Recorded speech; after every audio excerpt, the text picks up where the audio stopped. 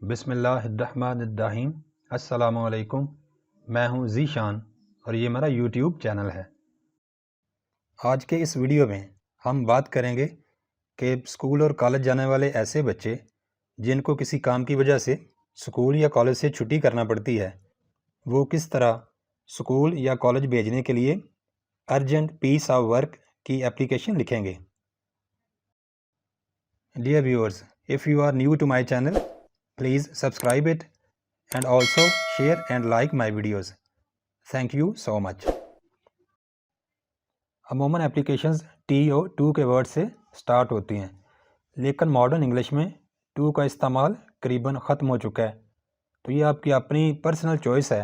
अगर आप टू का वर्ड इस्तेमाल करें तो कोई इसमें कबाहत नहीं है, लेकिन अगर आप इसको छोड़ना चाहें तो टू का वर्ड छोड़ा जा सकता है। यहाँ पर टाइटल आएगा आपके स्कूल का या कॉलेज के जो प्रिंसिपल साहब हैं या हेडमास्टर साहब हैं स्कूल के, या फिर क्लास टीचर को अगर आप एप्लीकेशन लिख रहे हैं तो यहाँ पर उनका वो टाइटल आपने लिखना है, द प्रिंसिपल, द हेडमास्टर या द क्लास टीचर।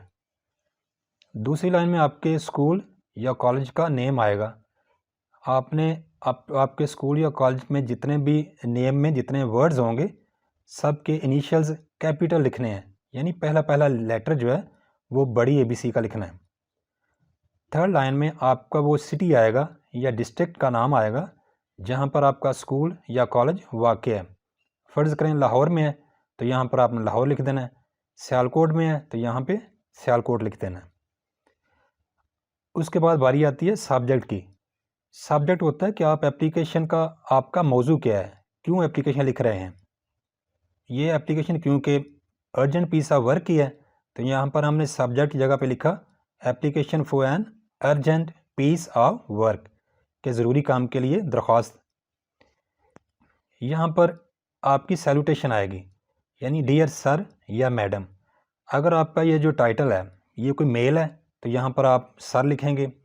अगर आपकी प्रिंसिपल या हेड मिस्ट्रेस हैं या क्लास टीचर फीमेल हैं तो यहाँ पर फिर आपने डियर मैडम लिखना है। तो इन दोनों में से आपने चॉइस करनी है। अब बात करते हैं जी इस एप्लीकेशन की मेन पार्ट की या बॉडी की। रिस्पेक्टफुली इट इज़ स्टेटेड, मुद्दबाना गुजारिश है, बड़े अदब के साथ ये बताया जाता है, that I have an urgent piece of work at home, कि घर पर मुझे एक ज़रूरी काम है। I will not be able to come to school, मैं स्कूल नहीं आ सकूँगा। टुडे,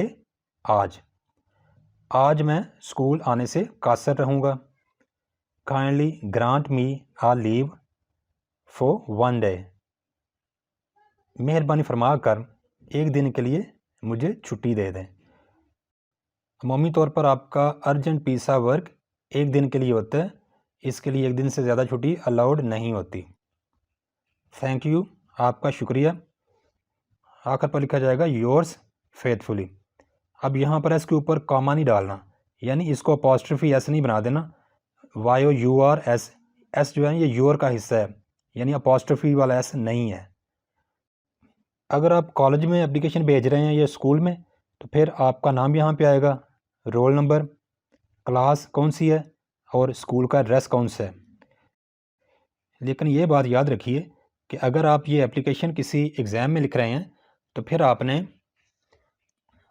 यहाँ पर स्कूल का नाम नहीं मेंशन करना होता, ना ही ये सिटी का नाम या उस ज़िले का नाम जहाँ पे स्कूल है ये भी आपने वहाँ पे नहीं मेंशन करना होता। इसका बेहतरीन हल ये है कि आप अपने स्कूल और यहाँ पर जो सिटी है इसकी जगह पे ABC या DEF कोई भी अल्फ़ाबेट आप लिख सकते हैं। उसके बाद योर्स फेथफुली लिख के यहाँ पर भी अगर आप एग्ज़ाम में ये एप्लीकेशन लिख रहे हैं, कोई भी एप्लीकेशन या लेटर लिखते हैं तो वहाँ पर आपने अपना नाम, रोल नंबर, क्लास, डिस्ट्रिक्ट या किसी भी किस्म की अपनी शनाख्त शो नहीं करनी होती। अगर आप अपनी शनाख्त शो करते हैं विलिंगली या अनविलिंगली तो फिर आप पर अनफेयर मीन्स का केस बन सकता है। तो एग्ज़ाम में आपने यहाँ पे योर्स फेथफुली के बाद XYZ लिख दें, बाकी कोई चीज़ नहीं लिखनी। आपने जब भी कोई एप्लीकेशन लिखनी है, सिक लीव की एप्लीकेशन लिखें या अर्जेंट पीस ऑफ वर्क की एप्लीकेशन लिखें, कॉलेज में या स्कूल में भेजनी हो या फिर एग्ज़ाम में लिखनी हो, आपने फॉर्मेट यही रखना है। इस फॉर्मेट में सिर्फ एक तब्दीली आप कर सकते हैं कि ये TO2 ये वाला पार्ट ऑप्शनल है। आप टू का वर्ड लिखें या ना लिखें। अगर लिखते हैं तो कोई हर्ज नहीं है और अगर छोड़ देते हैं तो फिर भी कोई मसला नहीं है, आपका नंबर नहीं कटेगा।